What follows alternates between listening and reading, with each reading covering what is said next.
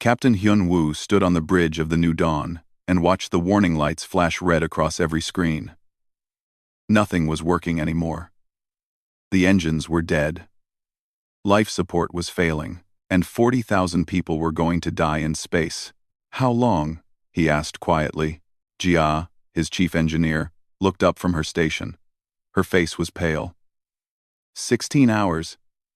Maybe 18 if we shut down everything except minimal oxygen. Hyun-woo nodded slowly. He had known this mission was dangerous. Taking 40,000 colonists to a new world was always a risk. But they had prepared for engine trouble. They had prepared for meteor strikes. They had prepared for 100 different disasters. They had not prepared for this. A random cascade failure that killed every major system at once. It was the kind of bad luck that happened once in a million flights. And it had happened to them. "Send the distress call again," Hyun-woo said. "All frequencies. Keep sending it until the power dies." Jia nodded and turned back to her console. But they both knew the truth. They were too far from human space. No rescue ship could reach them in time. The nearest human colony was 3 weeks away at full speed. Hyun-woo walked through the ship that day. He visited the families in their quarters. He talked to the children who asked when they would see their new home. He did not tell them the truth. He smiled and said everything would be fine, but it would not be fine. That night, Hyun-woo sat alone in his quarters and recorded a message for Earth. He told them what had happened. He told them the colonists had been brave. He told them not to stop exploring the stars because of this tragedy. Then he heard Jia's voice over the comm system. She was shouting, "Captain, Captain, you need to see this." Hyun-woo ran to the bridge. When he arrived, Jia was staring at the main screen with her mouth open. "What is it?" Hyun-woo asked. Jia pointed at the screen. "Ships. 3 of them. They picked up our distress call. They're coming toward us." Hyun-woo looked at the screen. 3 large vessels were approaching. But they were not human ships. The designs were completely different. Long and curved. Like giant leaves floating in space. "Who are they?" Hyun-woo asked. "They call themselves the Velhari," Jia said. She was reading the incoming message. "They say they received our distress call. They're offering to help." Hyun-woo felt hope rise in his chest. But he forced himself to think carefully. Can they help? Do they have the technology? Jia worked at her console for several minutes. Then she looked up with tears in her eyes. "They can't fix our ship." "But Captain, they're offering to evacuate everyone. All 40,000 people. They say their 3 cargo ships can carry everyone to the nearest space station." Hyun-woo could not believe it. Why would they do that? What do they want in return? Another message came through. Jia read it aloud. "They say they want nothing. They say no species should die in the dark if others can help. Jia, raise all." The next 6 hours were chaos. The Velhari ships docked with the New Dawn. The Velhari themselves were tall and thin. With blue-gray skin and large eyes, they moved quickly and efficiently, organizing the evacuation. Hyun-woo met their leader, a female named Kiravel. She had to bend down to walk through the human corridors. "Thank you," Hyun-woo said. "You're saving all of these lives. We have nothing to give you in return. Humanity is new to space. We have no wealth or technology to trade." Kiravel made a sound that might have been a laugh. "We do not save you for trade, Captain. We save you because it is right. Perhaps one day your people will understand what that means." The evacuation took 12 hours. Every single colonist was transferred to the Velhari cargo ships. The ships were not comfortable. People had to sit on the floor in the cargo holds. But they were alive. Hyun-woo was the last to leave the New Dawn. He stood on the bridge one final time and looked at the dead screens. His ship, his responsibility, his failure. But his people lived. Because strangers had helped them. The journey to the nearest station took 4 days. The Velhari shared their food and water. They gave up their own quarters so families with children could have private spaces. They asked for nothing. When they finally reached the station, Kiravel walked with Hyun-woo to the docking port. "My people will remember this," Hyun-woo said. "I promise you. Humanity will remember what you did for us." Kiravel touched his shoulder gently. "We hope you will remember. But we do not require it. Go, Captain. Take your people home. Build your colonies. Live well." The Velhari ships left the station that same day. They returned to their own space, to their own lives. They did not stay to receive thanks. They did not demand payment. They had saved 40,000 lives and they simply left. But Hyun-woo kept his promise. When he returned to Earth, he told everyone what had happened. He told them about the Velhari. He told them about the rescue. He made sure every detail was recorded in every archive. The Earth government declared a day of remembrance. They built a monument with Kiravel's name on it. They made sure every human child would learn about the Velhari rescue in school. Jia went on to design better engines, safer ships. But she always kept a small picture of the Velhari ships on her desk. "So I never forget why we must build better," she told people. Years passed. Decades passed. Humanity spread across the stars. They built colonies on 100 worlds. They made their own place in the galaxy. But they never forgot the debt they owed. In every human school, children learned the story. On every human colony, there was a monument. In every human archive, the records were kept perfect and complete. The Velhari had saved them when no one else would. The Velhari had asked for nothing in return. Humanity remembered. And they waited for the day when they could repay the debt. Because humans never forget. Admiral Tae-hyun walked through the halls of the Human Defense Fleet headquarters. The walls were covered with displays showing human territory across the galaxy. 200 star systems, 600 colonies, 50 billion people living on worlds their ancestors had never dreamed of. It had been 530 years since the rescue. 530 years since the Velhari had saved 40,000 humans from certain death. Most species would have forgotten by now. Most species would have moved on. But humans were not like most species. Tae-hyun stopped at one particular display. It showed a small cluster of star systems on the edge of human space. 15 systems, all belonging to the Velhari Confederation. The same people who had saved humanity all those centuries ago. "Still checking on them, Admiral?" a voice asked. Tae-hyun turned. It was Sora, the director of Xenological Archives. She was smiling. "Every day," Tae-hyun admitted. "Just like my predecessor did. And the one before that. We've been watching over them for centuries." Sora walked up beside him and looked at the display. "They don't even know we're doing it. All the trade benefits we give them, the pirates we chase away from their borders, the favorable shipping routes we maintain. We've never told them any of it. They didn't ask for payment when they saved us," Tae-hyun said. "So we don't ask for thanks when we help them." Sora pulled up her datapad. "I have the latest report on Velhari activities.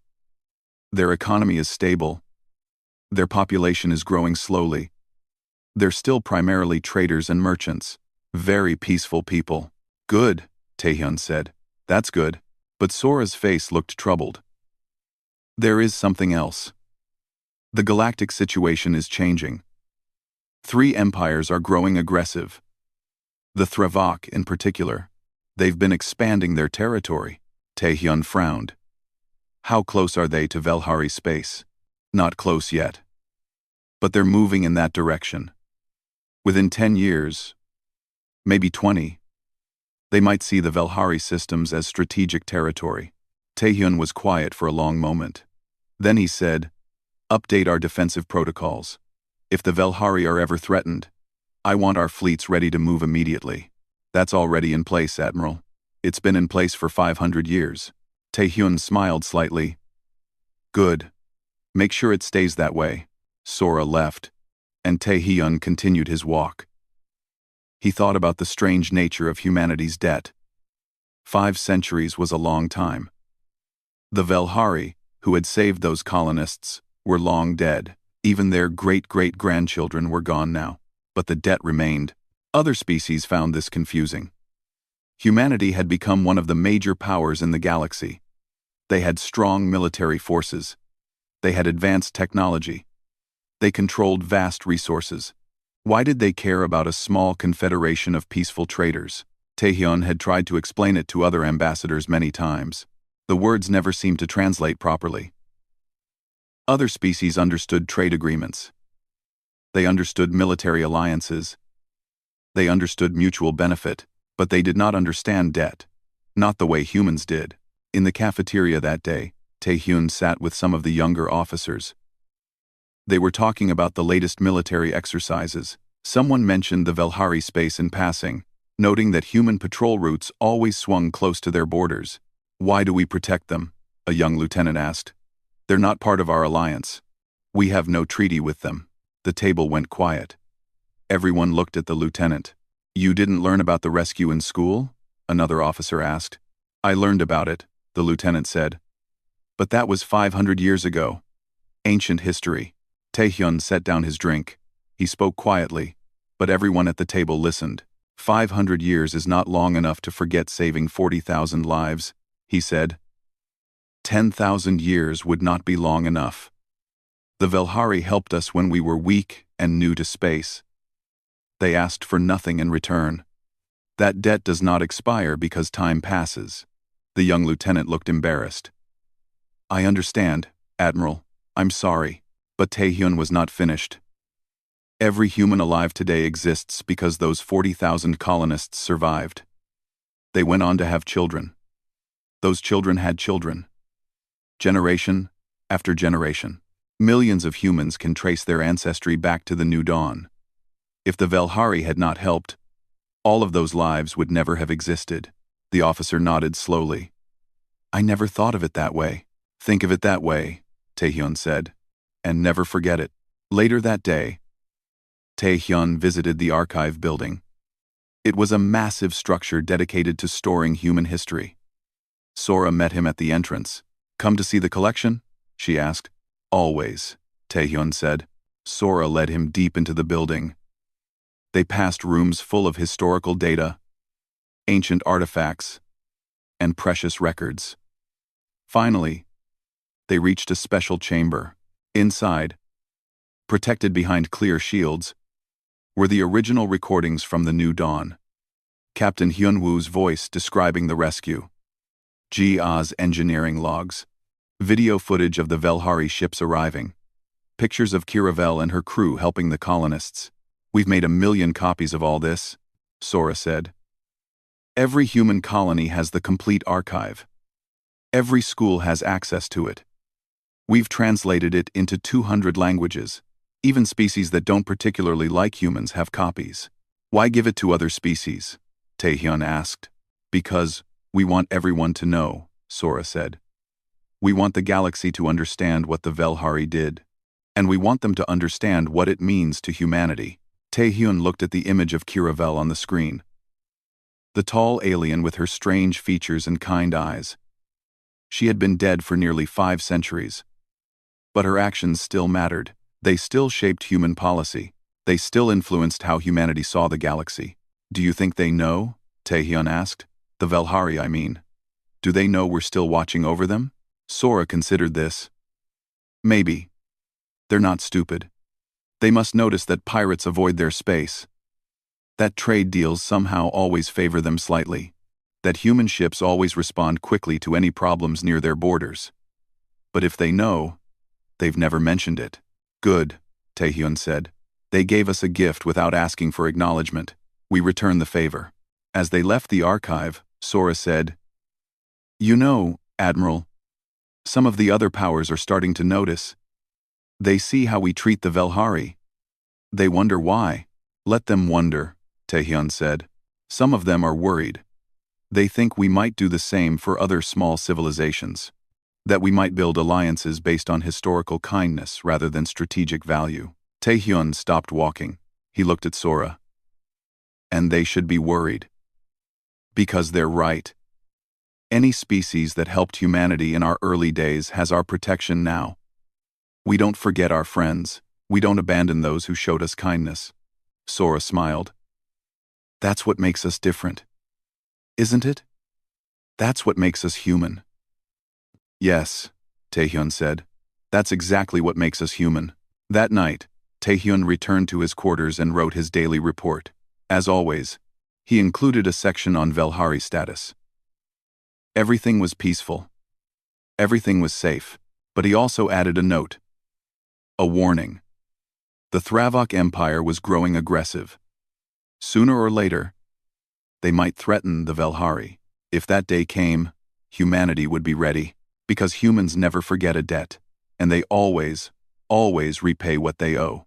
Ambassador Jin Soo sat in the Galactic Council chamber and tried to focus on the trade negotiations. They were discussing mining rights in a disputed asteroid belt. Important stuff, worth billions of credits. But his mind kept drifting to the message he had received that morning. A routine intelligence report. The Thravok Empire had declared 3 new systems as zones of strategic interest. Those systems bordered Velhari space. Jinsu had immediately sent the report to Fleet Command. Admiral Taehyun would be reviewing it now, making plans, preparing responses. That was his job. Jinsu's job was to sit here and pretend to care about asteroid mining. Ambassador Jinsu, do you agree with the proposed terms? Jinsu looked up. The council chair was staring at him. So were representatives from a dozen other species. I apologize, Jinsu said. Could you repeat the question? There were some annoyed murmurs around the chamber. Jinsu was usually very attentive. His distraction was noted. The council chair repeated the question. Jinsu gave his answer. The negotiations continued. But his mind was elsewhere. Back on Earth, in the Fleet Intelligence Building, Commander Yoon-hee was having a very different kind of meeting. Her office was filled with analysts and tactical officers. They all looked worried. Show me the projections, Yoon-hee said. An analyst brought up a star map. The Velhari systems glowed in soft blue. The Thravok territory was marked in red, and the red was moving closer. The Thravok have been expanding for 5 years, the analyst explained. They've taken 12 systems from smaller civilizations. Always the same pattern. They declare the territory strategic. They give a deadline for evacuation. Then they move in with military force. How long until they reach the Velhari? Yoon-hee asked. If they continue at the current rate? 6 months. Maybe less. Yoon-hee felt cold. 6 months. That was all the time they had. What do we know about the Velhari defenses? She asked. Another analyst stepped forward. They have 12 ships, ma'am, all of them old.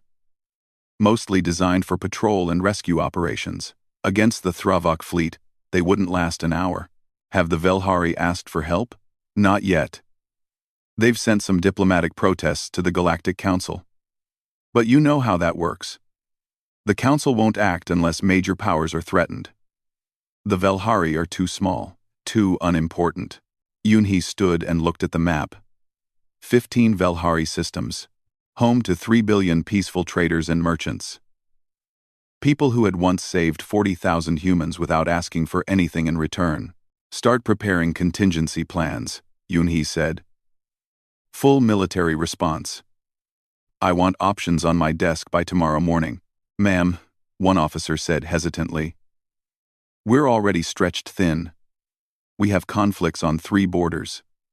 If we pull forces to defend the Velhari, we'll expose our own territory. Then we expose it, Yoon-hee said flatly. Prepare the plans. The officer nodded and left. But Yoon-hee could see the worry in everyone's eyes. They all knew what this meant. Defending the Velhari could cost humanity dearly, but that did not matter. The debt had to be repaid. 2 weeks later, Elder Velmara stood before the Velhari Council and tried to stay calm. It was not working. The Thravok had just delivered their ultimatum. 4 months to evacuate all Velhari systems. After that, they would take the territory by force. We must appeal to the Galactic Council again, one counselor said. The council has already refused to help, another replied. They say we're not significant enough to warrant intervention. What about the other powers? The ones who claim to value peace. They offer sympathy but no action. They don't want to anger the Thravok over our small territory. Velmara listened to the arguments go back and forth. Her people were afraid. They had every right to be. The Velhari had been peaceful traders for thousands of years. They had no great warships, no mighty armies. They survived through diplomacy and commerce. But the Thavok did not care about diplomacy. They only understood strength. "Send out a general distress call," Velmara finally said, "to all nearby civilizations. Perhaps someone will help." The council agreed, though no one seemed hopeful. Small civilizations fell to larger empires all the time. It was the way of the galaxy. The strong took what they wanted. The weak suffered. That night, Velmara looked through old historical records. She found herself reading about the rescue 500 years ago, when her ancestor, Kira Vel, had saved those human colonists. Velmara had always been proud of that story. It represented the best of what the Velhari believed. Help those in need. Show compassion. Ask for nothing in return. But now, reading it again, she felt bitter. The Velhari had helped the humans. And where were the humans now? They had become a great power. They controlled hundreds of systems. They had vast fleets, but they were far away. They had their own problems. Why would they care about the Velhari? The distress call was sent at dawn. It went out on all frequencies. It explained the situation. It asked for help. It did not expect any response. But 3 hours later, Ambassador Jinsu received a priority alert. He was in the middle of another council session. He excused himself and checked his secure channel. The message was simple. Velhari distress call received. Requesting immediate response authorization. Jinsu left the council chamber without explanation. He ran to his private office. His hands shook as he accessed the communication system. He opened a channel directly to Earth. To the President. To the Joint Chiefs. To Fleet Command. "This is Ambassador Jinsu," he said. "Priority Alpha authorization. The Velhari need us. I'm requesting full military deployment under protocol, Remember the Dawn." There was a pause. Then the President's voice came through. "Authorization granted. Execute immediately." Jinsu closed the channel. He sat down heavily in his chair. It was done. Humanity was going to war for a small civilization that most of the galaxy considered insignificant, but to humanity, the Velhari were everything. They were the species that had saved 40,000 lives. They were the species that had shown compassion when no one else would. They were the reason millions of humans existed today. Within 6 hours, the message went out across all human space. Every military base received it. Every fleet commander saw it. Every colony governor read it. Authorization code. Remember the Dawn. The Velhari need us. Full deployment. Authorized. And humanity began to move. Admiral Tae-hyun stood on the bridge of his flagship and watched the reports come in. Fleets from a dozen systems were mobilizing. Ships were being pulled from border patrols. Reserves were being activated. "Admiral," his second officer said, "we're abandoning 3 active conflict zones to send forces to the Velhari. Our analysts say this will cost us billions and expose our own territory." "I know," Tae-hyun said calmly. "Sir, the Velhari are just 15 systems. We're risking our own security for them." Tae-hyun turned to look at the officer. "They saved 40,000 of us when we were helpless, when we had nothing to give in return. Now they need us. We go." End of discussion. The officer nodded and returned to his station. Tae-hyun looked out at the stars. Somewhere out there, the Velhari were waiting. Probably not expecting help. Probably resigned to their fate. But help was coming. More help than they could possibly imagine. Because humanity never forgot a debt. And their response was about to reshape everything. The galaxy was about to learn what human gratitude truly meant. And it would never be the same again. The galaxy watched in confusion as humanity's entire military machine began to move. Fleets that had been guarding human borders suddenly departed. Ships that had been fighting in distant conflicts turned around and left. Within 48 hours, 847 warships assembled at a staging point near Velhari space. It was 75% of humanity's entire military force. Warlord Kresh of the Thravok Empire received the reports and laughed. The humans are coming. For those pathetic traitors, let them come. We will destroy their fleet and take their territory too. But his military advisors looked worried. They had studied human combat tactics. Humanity did not have the most advanced technology in the galaxy. Their ships were not the fastest or the most powerful, but they had something else. They had determination, and they had a reputation for never backing down once they committed to a fight. Admiral Taehyun stood on the bridge of his flagship, the Indomitable, and reviewed the final fleet positions. 847 military vessels. But that was not all. Behind them came something no one had expected. 2,000 civilian ships. They were cargo haulers, mining vessels, colony transports, even private yachts. Their owners had armed them with whatever weapons they could install. They had volunteered to join the military fleet. They had come to fight for the Velhari. Sir, his communications officer said, we're receiving hundreds of messages from the civilian vessels. They want to know their assignments. Tell them to stay behind the military line, Taehyun said. They're not trained for combat. But if any Thravok ships break through, the civilians can help finish them. On one of those civilian ships, Dr. Minho checked his medical supplies for the 10th time. He was not a soldier. He was a botanist who studied plant life on colony worlds. But he had a ship and he knew how to fly it. And he had learned in school about the Velhari rescue, about how they had saved 40,000 humans, about how they had asked for nothing in return. When the call went out, Minho had not hesitated. He installed 2 old missile launchers on his research vessel. He filled the cargo hold with emergency medical supplies. And he joined the fleet. Are you scared? His co-pilot asked. She was a young graduate student who had insisted on coming along. Terrified, Minho admitted. But more scared of living in a universe where debts aren't repaid. Across the fleet, thousands of similar conversations were happening. Humans who had never fired a weapon preparing for battle, families saying goodbye, people writing final messages to their loved ones, but no one turned back. Captain Yuna sat in her fighter cockpit and ran through pre-flight checks. She commanded an elite strike squadron. 24 of the fastest, deadliest ships in the human fleet. Her job was to punch through enemy lines and destroy priority targets. All fighters ready, she reported to the flagship. Acknowledged, came Admiral Taehyun's response. Remember, our goal is 0 Velhari casualties, not 1. We protect them completely. Understood, sir, Yuna said. She meant it. This was not about conquering territory. This was not about resources or politics. This was about repaying a debt. Her great-great-grandmother had been on the New Dawn. One of the 40,000 saved by the Velhari. Yuna existed because of that rescue. So did her parents. So did her siblings. This was personal. The human fleet entered Velhari space exactly 72 hours after receiving the distress call. Elder Velmara was meeting with her council when the news arrived. Ships entering our space, the security officer reported. Many ships. I'm seeing. I can't count them all. Hundreds. Maybe thousands.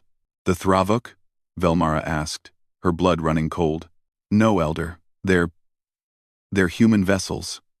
All of them. And they're positioning themselves between us and the Thravok forces. Velmara could not speak. The council chamber fell silent. Everyone stared at the tactical display, showing the massive human fleet spreading out to protect Velhari systems. Why? Someone whispered. Why would they send so many? Velmara remembered the old story. Her ancestor saving those colonists. Could that really be why? After 500 years? She received a communication request from the human flagship. She accepted it with shaking hands. Admiral Taehyun appeared on the screen. He looked calm and professional. Elder Velmara. I am Admiral Taehyun of the Human Defense Fleet. We're here to ensure your people's safety. Admiral, Velmara said slowly.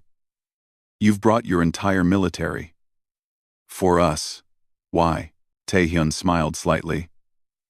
Because 536 years ago, Your people saved 40,000 of ours. We've come to repay that debt. But that was so long ago. Not long enough to forget, Taehyun said. Not nearly long enough. The Thravok fleet arrived 6 hours later. Warlord Kresh looked at the scanner displays and felt his confidence waver. The humans had not sent a token force. They had sent everything. How many ships? He demanded. Over 2,000, Warlord. Maybe 3,000.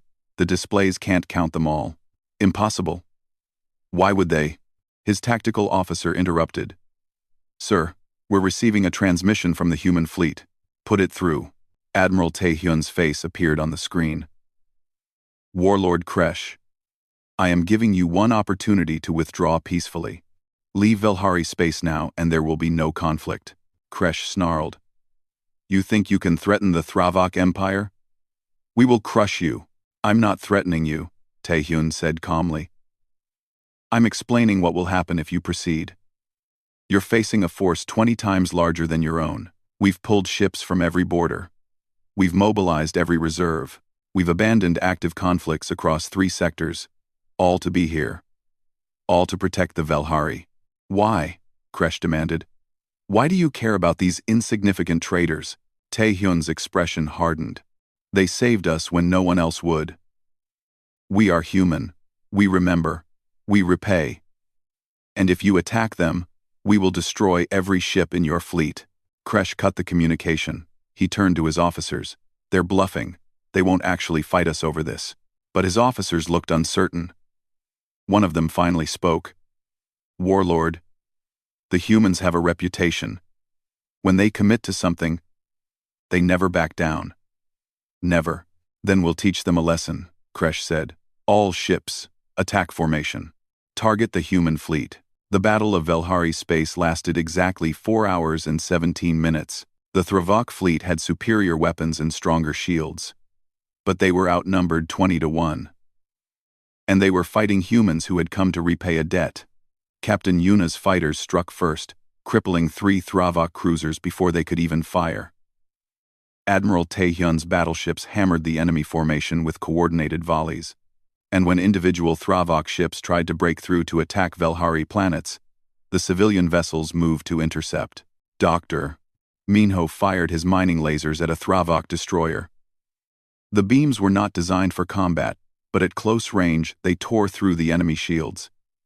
His co-pilot launched their makeshift missiles. Both struck home. We got one, she shouted. Minho did not celebrate. He just searched for the next target. There was work to do. By the end of the first hour, half the Thravok fleet was destroyed or disabled. Warlord Kresh finally gave the order to retreat, but Admiral Taehyun did not let them go easily. Human ships pursued the fleeing Thravok forces for 6 hours, destroying every ship that did not surrender. When it was over, the Thravok fleet was gone. Completely. Not a single hostile vessel remained in Velhari space, and not a single Velhari had died. Elder Velmara looked at the tactical display showing the aftermath. Human ships were already establishing patrol routes around every Velhari system. More ships were arriving every hour. They were building permanent defense platforms. They're staying, someone said in wonder. They're going to protect us permanently. Velmara opened a channel to the Indomitable. Admiral Taehyun appeared on screen. He looked tired but satisfied. Elder, your space is secure. We'll maintain a permanent fleet presence here. No one will threaten your people again. Admiral, we cannot pay for this. We have nothing to give you. We don't want payment, Taehyun said simply. You saved our people 500 years ago and asked for nothing. We're returning the favor. That's what debts mean to humans. The transmission ended. Velmara sat in silence, trying to understand what had just happened. The humans had risked everything. Exposed their own territory, abandoned their own conflicts. Spent unimaginable resources, all to repay a 500-year-old debt to a small civilization the rest of the galaxy considered unimportant. Across the galaxy, billions of beings watched the recordings of the battle. And they began to understand something about humanity that they had not grasped before. Humans were not the strongest species. They were not the smartest or the most advanced, but they had something more powerful than any weapon. They had loyalty, they had gratitude, and they had very, very long memories. The news spread across the galaxy in waves. Humanity had deployed 75% of its military to save a small civilization. They had spent resources equal to 30 years of Velhari total economic output. They had risked their own security. They had fought a war that made no strategic sense, all because of something that had happened 500 years ago. Ambassadors from dozens of species demanded meetings with Ambassador Jinsu. They all asked the same question. Why? Jinsu gave them all the same answer. The Velhari helped us when we needed it most. They asked for nothing in return. We could not do less for them, but most species still did not understand. Help between civilizations was supposed to be transactional. You gave something, you got something. You traded favors. You built alliances based on mutual benefit. This idea that humans would sacrifice so much for an old debt, with no expectation of return, was alien to them. But some species understood very well. 3 months after the Battle of Velhari Space, Ambassador Jinsu received a visitor. Ambassador Rilvan, of the Nethii Collective. The Nethii controlled only 6 systems. They were peaceful researchers, specialists in mathematics and physics. Ambassador Jinsu, Rilvan said nervously. I need to share something with you. 187 years ago, when humanity was still expanding into space, we encountered one of your colony expeditions. They were struggling with a radiation problem. Our scientists helped them solve it. We did not ask for payment. We simply helped. Jinsu pulled up the records. It took him only minutes to find the incident. A human colony called New Vancouver. The Nethii had indeed helped them, then left without requesting compensation. Why are you telling me this now? Jinsu asked. Rilvan looked embarrassed. Because the Thravok Empire has noticed us. They've sent warnings about our territory being in their expansion path. We thought, perhaps, if humans remember debts. Jinsu smiled. Ambassador Rilvan, I will need to confirm these records with our archives. But if your people helped ours, then yes. Humanity remembers. Give me 24 hours. Rilvan left looking hopeful but uncertain. Jinsu immediately contacted Director Sora. Check every archive, he told her. Find me all instances of alien species helping humanity in our early years. Every single one. Sora worked through the night. By morning, she had a list. Ambassador, she said tiredly. I found 47 instances. 47 different species that helped humanity at various points in our first 2 centuries in space. Some helped with medical problems.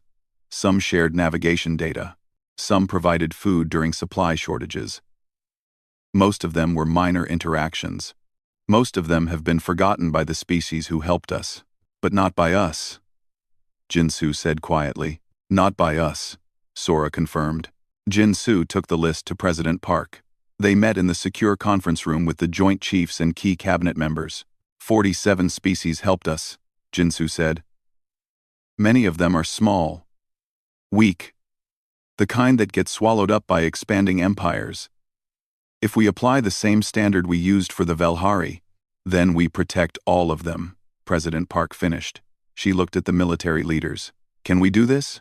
Admiral Taehyun, who had joined the meeting via secure link, nodded. It will stretch us thin. But yes, we can do it. We'll need to restructure our defensive posture. Create mutual defense agreements. Station smaller fleets at multiple locations instead of concentrating our forces.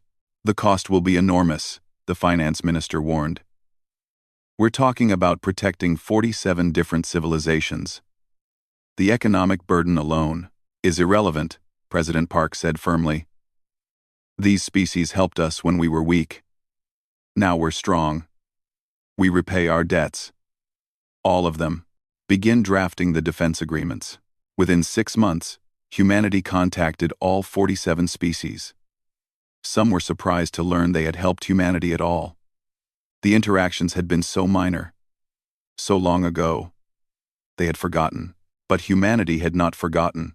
The announcement came from Earth and spread across human space in a single coordinated broadcast. President Park herself delivered the message to the peoples of the galaxy. Humanity wishes to acknowledge a debt. In our early years exploring space, we were helped by many species. Some helped in large ways, some in small, but all of them showed us kindness when we were vulnerable. All of them asked for nothing in return. Today, humanity formally recognizes these debts. We are establishing the Compact of the Remembered. Any species that once aided humanity now has our protection. We will defend them as we would defend ourselves. This is not a trade agreement. This is not a political alliance. This is repayment of debt. We are human. We remember. We repay. The galaxy reacted with shock. 47 small civilizations suddenly gained the protection of one of the major military powers. The balance of power shifted overnight.